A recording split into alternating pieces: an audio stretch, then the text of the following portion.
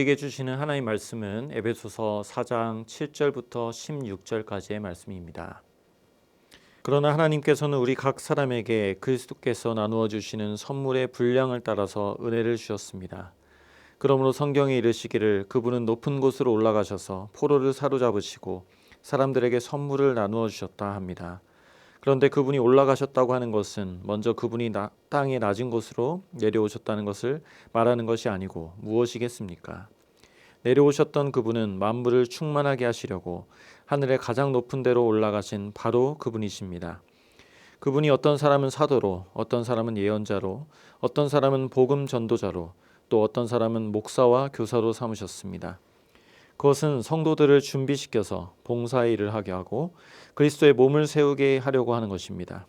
그리하여 우리 모두가 하나님의 아들을 믿는 일과 아는 일에 하나가 되고 온전한 사람이 되어서 그리스도의 충만하심의 경지에까지 다다르게 됩니다. 우리는 이 이상 더 어린아이로 있어서는 안 됩니다. 우리는 인간의 속임수나 간교한 술수에 빠져서 온갖 교훈의 풍조에 흔들리거나 이리저리 밀려다니지 말아야 합니다. 우리는 사랑으로 진리를 말하고 살면서 모든 면에서 자라나서 머리가 되시는 그리스도에까지 다다라야 합니다. 온몸은 머리이신 그리스도께 속해 있으며 몸에 갖추어져 있는 각 마디를 통하여 연결되고 결합됩니다. 각 지체가 그 맡은 분량대로 활동함을 따라 몸이 자라나며 사랑 안에서 몸이 건설됩니다. 아멘. 신앙생활을 해 나가는데 좋은 공동체, 또 건강한 교회를 만나는 일은 참 중요합니다. 왜냐하면 사람은 주변의 영향을 많이 받기 때문이죠. 공동체와 함께하는 시간들 속에서 내가 만들어져 갑니다. 때문에 우리는 건강한 교회를 기대하고 그렇게 되기 위해 기도하고 그런 교회가 되도록 함께 힘써야 됩니다. 자, 그렇다면 성경이 말씀하는 교회, 어떤 교회가 건강한 교회일까요? 바울은 사장에 와서 다시 한번 교회는 그리스도의 몸이라고 말씀합니다. 여러분, 몸은 굉장히 신비롭습니다.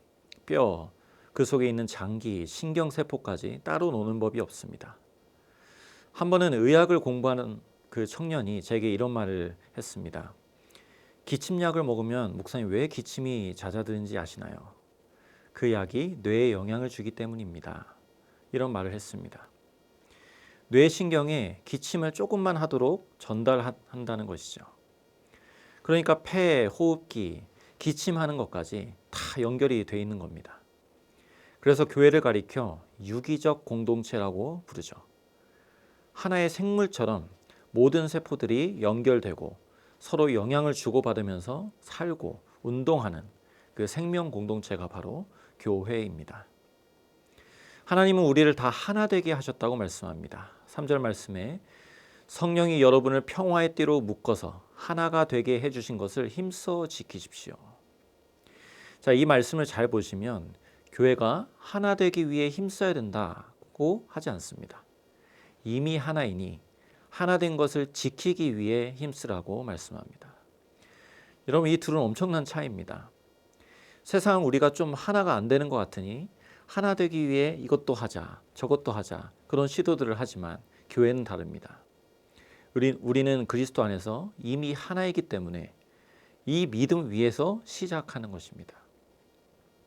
특별히 오늘 본문 속에서 발견하는 교회의 특징은 교회는 잘한다는 겁니다. 15절 말씀에 우리는 사랑으로 진리를 말하고 살면서 모든 면에서 자라나서 머리가 되시는 그리스도에게까지 다다라야 한다고 했습니다. 개역개정에는 그에게까지 자랄지니라. 저희 집 막내도 불과 얼마 전까지만 해도 기어다니고 키가 작았는데 아주 요즘 폭풍 성장 중입니다. 이게 생명의 특징이죠.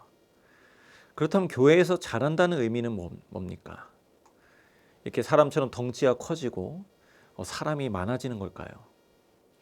무엇보다 성경이 말하는 자람과 성장은 영어로 mature, 성숙해진다는 의미를 가집니다. 성숙은 그리스도를 닮는 것입니다.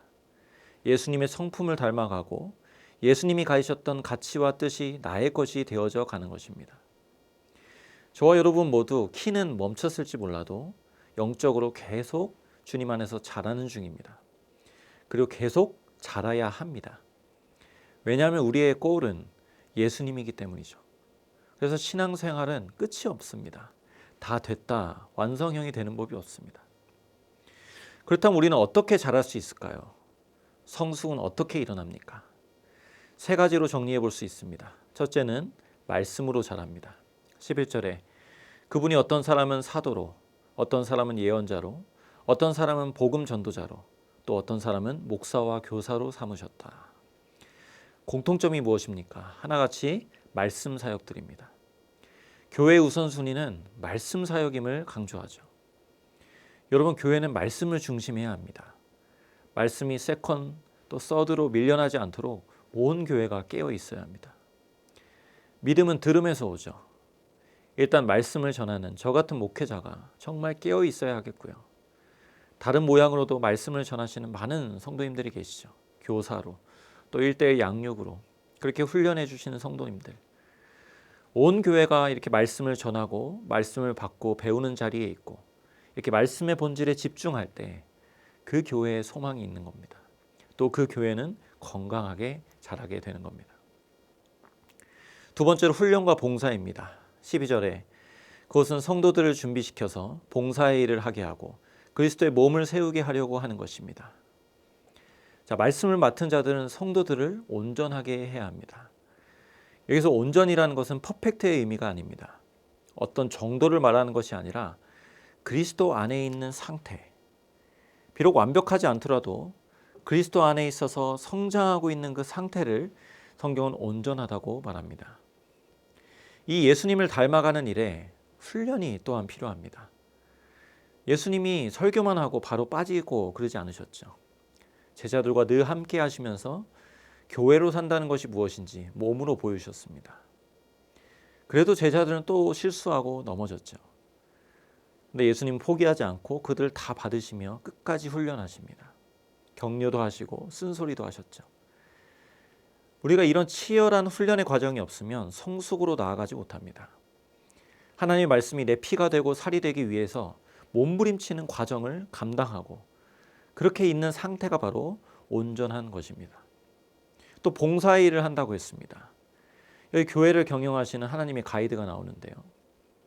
목사는 성도가 성숙할 수 있도록 생명을 다 바쳐 말씀 사역을 잘 감당하고 그렇게 성숙한 성도들로 하여금 봉사의 일을 감당케 하는 것입니다.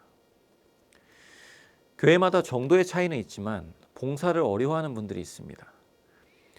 근데 여러분, 우리 몸도 그렇잖아요. 운동을 필요로 합니다. 오늘 성경은 성숙한 만큼 하나님이 주신 은혜를 경험하는 만큼 봉사의 일을 하도록 권하라고 말씀하는데 그 목적은 이것입니다. 그리스도의 몸을 세우려 하심이라. 이 비밀이 있습니다. 봉사는 나만 힘들고 다른 사람만 좋은 일이 아닙니다. 그리스도의 몸이 세워지는 일은 결국 내 자신이 튼튼해지는 일이기도 하죠. 중요한 것은 순서입니다. 성숙함이 먼저이고 말씀 없이 일만 하면 내 의지로만 하는 봉사는 반드시 침체를 만나게 되어 있습니다. 그러면서 우리는 또 배우게 되죠. 아, 사역과 봉사는 내 힘으로 하는 것이 아니구나. 은혜와 말씀의 힘으로 감당하는 것입니다. 이것이 봉사와 훈련이죠. 마지막으로 공동체 안의 관계를 통해 교회는 자랍니다. 마지막 16절 말씀을 우리 같이 읽습니다. 온몸은 머리이신 그리스도께 속해 있으며 몸에 갖추어져 있는 각 마디를 통하여 연결되고 결합됩니다. 각 지체가 그 맡은 분량대로 활동함을 따라 몸이 자라나며 사랑 안에서 몸이 건설됩니다. 아멘. 자, 몸이 있는데 각 마디마디가 연결되어 있을 뿐만 아니라 서로 도움을 받는다고 합니다. 커뮤니티라는 말은 함께라는 뜻하는 그 컴이라는 말과 선물을 뜻하는 무노스, 이 두 단어가 결합된 말이라고 합니다. 그러니까 공동체는 서로에게 선물이 되는 사람들의 모임이에요.